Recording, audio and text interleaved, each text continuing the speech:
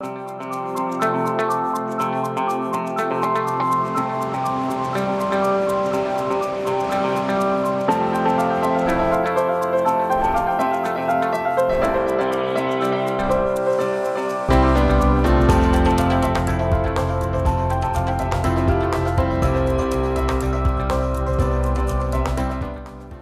afternoon and thanks for joining us. I'm Judy Simpson. The public's appetite for local food is strong, especially in Vermont, and especially when it comes to bread and beer.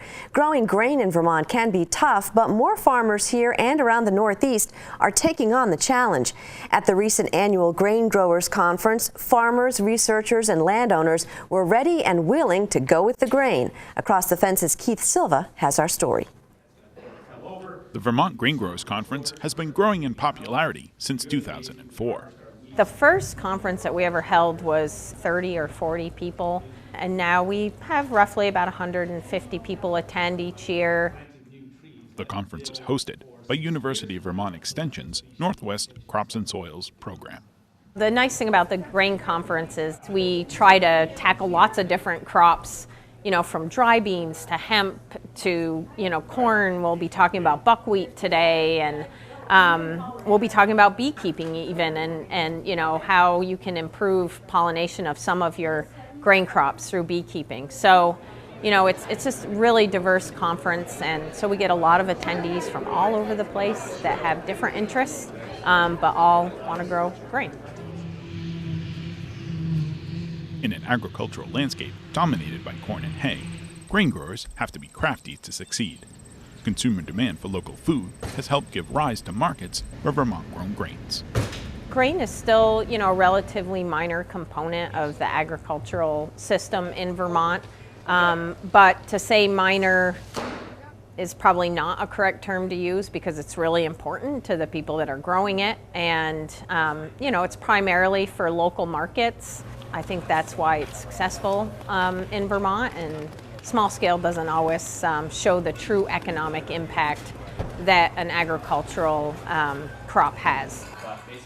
Like many in attendance, Bill Vanderwoord is here to learn and network. We're in Ferrisburgh growing some grains, some beans, corn, hay, just looking for crops that are really worthwhile. And a key thing is finding those markets so we know going into planting season that we have a place to get rid of those crops. That's been something we've been finding that's really key. So looking to network and find those markets that we're confident will be there when we come to harvest the crops. Chris Woodring of Ironwood Organics in Eastern Ontario gave the keynote address. He sees grains as one way to adapt to changing climates, improve soil, and decrease healthcare costs. Grain is ostensibly soil. We are made of soil, so the calcium in our bones comes from soil. And the grains are one of the plants that we grow that mines the soil for those nutrients, puts them in the seed, and we make bread or eat beer, and that's what we're made of. So the logic says that the better the soil, the better the nutrient density, the better the grain, and the healthier we are. And as we become healthier, our healthcare costs go down, and our days off work go down, our productivity and our well-being go up. So my focus is how do we make a healthy farm environment to grow better grain, to not damage the ecological capital of the farm, and to increase the benefit, the social benefit of people and the consumers of that food. What you're growing it, the time you're harvesting it, and what happens after harvesting. One grain getting attention for the first time here is hemp. In 2016, UVM Extension began growing this crop to study its agronomic value to Vermont. Joel Bedard heads the Vermont Hemp Company, a statewide leader in hemp research and policy. Where we are with hemp in Vermont is transitional, I think, in that it's getting better. People are figuring things out. There are still many challenges to overcome, but I'm personally looking forward to a heck of a year, a banner year, actually. So far, 28 growers have registered with the Vermont Agency of Agriculture to grow hemp in 2017. Hemp growers must overcome the challenge that it's legal to grow hemp, but illegal to buy viable seeds. The biggest challenge to hemp growers in the state of Vermont is effectively the allocation of genetics, the allocation of seeds. As the state is not federally compliant, it's left up to the individual farmer to allocate seed. I've resolved that problem. I have contacts, I have access. I do work with the DEA in multiple states. for better, for worse. And it's more a matter of I help my farmers. I get seed for my farmers. Other folks, they can reach out to me if they'd like to try and get in the program. But everyone's kind of left up to their own devices. From the speakers, to the workshops, to the attendees, grain growers are a hardy community. And best of all, there's room to grow in Vermont. There's lots of opportunities. We still don't have a mill in Vermont, really, that mills wheat into flour. We don't have an oat processing facility that takes oats and makes them into oatmeal. So there's still definitely a lot of opportunity in Vermont for infrastructure to process grains.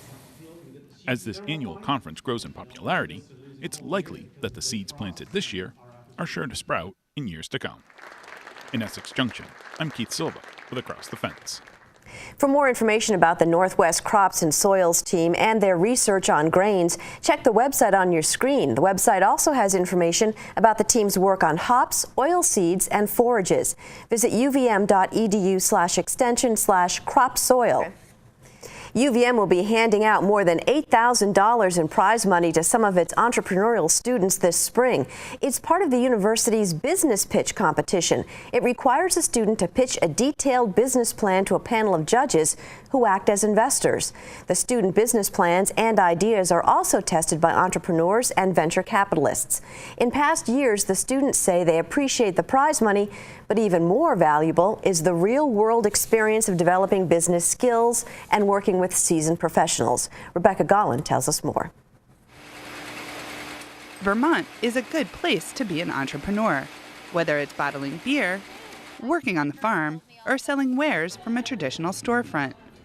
It's also a great place to be if you're learning how to become an entrepreneur.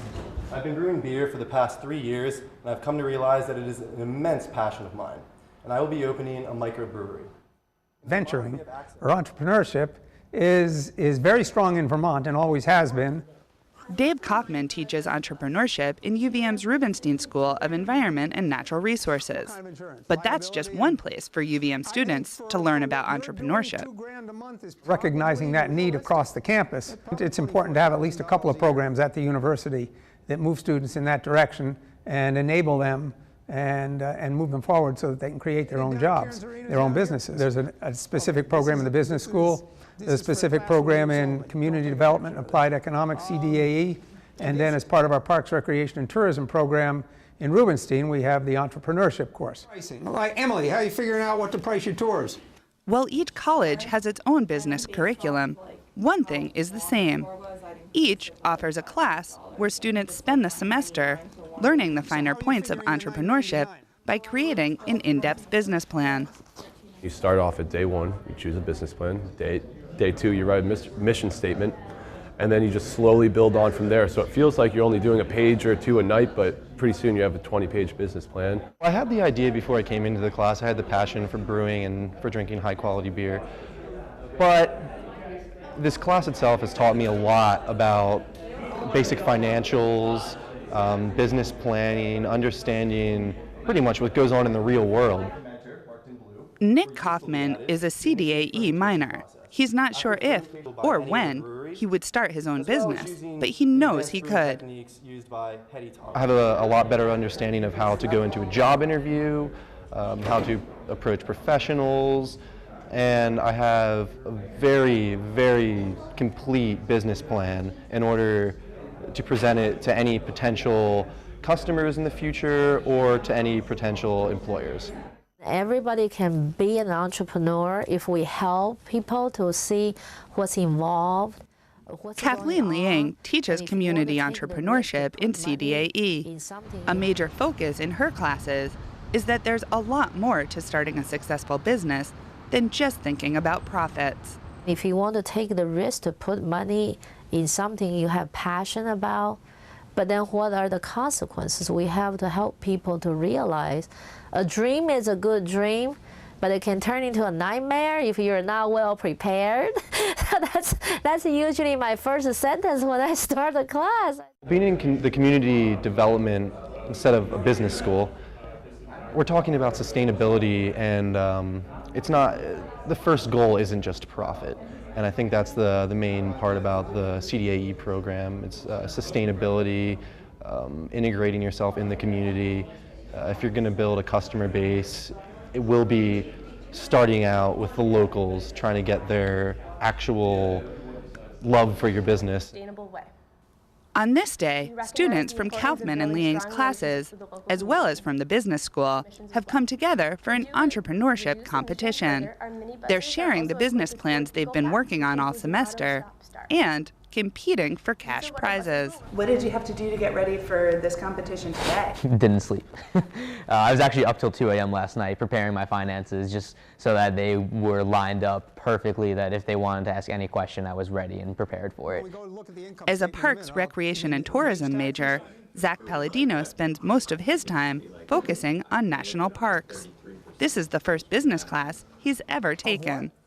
If you allowed yourself some starting money, include it in the first quarter because it's cash that you have available to use. Income statements to your cash flows, and I didn't even know what those meant when I first started out, and just going page by page and like just line by line, okay, this is what rent's going to cost, and this is what depreciation is and how much it's going to be for myself. They have to do research. They have to understand what industry they're in. They have to understand if there's a market. They have to understand if that market is big enough, if it can be sustained, how to reach that market through a marketing plan. But ultimately it comes down to how you're going to pay for it and are you going to make money. Here's how it works. Trips are booked either online through our website or at our storefront.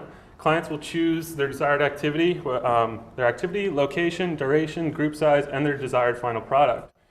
The students develop their business plans out of something they're passionate about. For Palladino, that is skydiving.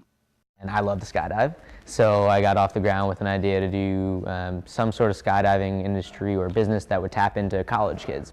After spending dozens of hours this semester developing his plan and crunching numbers, Palladino was pleasantly surprised by his results. After whittling it down and getting actually hard numbers and investors, I figured out it's actually something that is feasible and could be done. And I think that was probably one of the coolest parts, from just going to this lofty idea of skydiving to, holy cow, if I wanted to, next year I could actually create this drop zone. So that was really cool. It's an adventure, but it's a somewhat of a safe adventure. You're not going to get laid off by a big company if you own your own small business. You may go out of business, but at least you did it on your own. Somebody didn't force you. Somebody didn't give you that pink slip and say, sorry, you don't have a job tomorrow. That doesn't happen.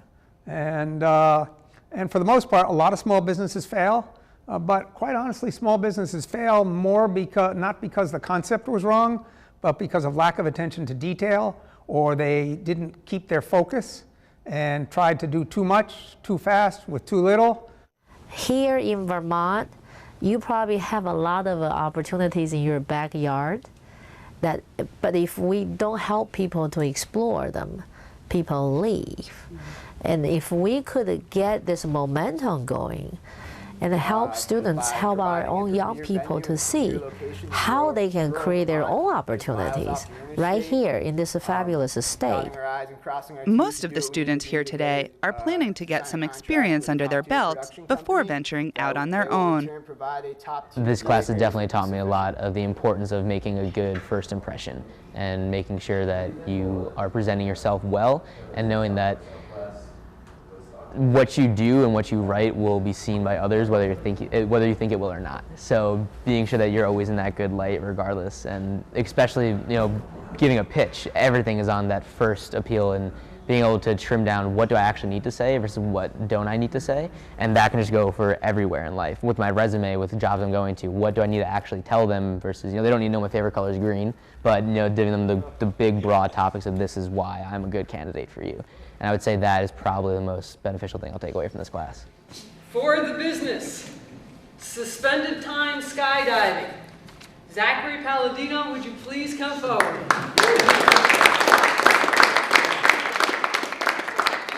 He'll also take a check that he's going to put towards some skydiving gear for winning the top prize in the competition.